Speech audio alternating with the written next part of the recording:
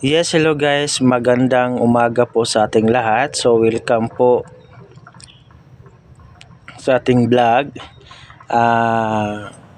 Last of October karon ngayon guys, no?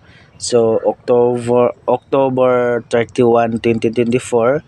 So, bukas is November 1. To celebrate na naman sa ah All All Saints Day, tama ba? All Souls Day. So, mag-ingat po kayo dahil siguro bukas is napakainit, maraming tao sa sementeryo. Lahat-lahat po kayo is ingat. Wag po nating kalimutan na magdala ng payong, magdala ng tubig, kahit ano, basta wag po natin wag po natin kalimutan para sa ating katawan, no?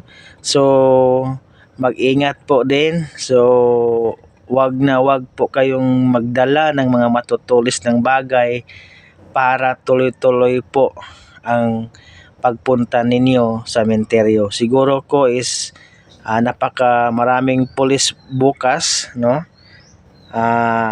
Na nasa gate or nasa area kung saan man kayo pumunta ng sementeryo. So, God bless us all.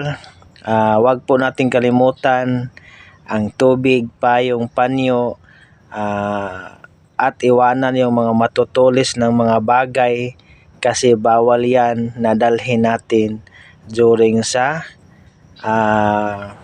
pagpunta natin sa sementeryo. So, God bless us all. Magandang umaga po, Luzon, Visayas, Mindanao. Happy All Saints Day, All Souls Day.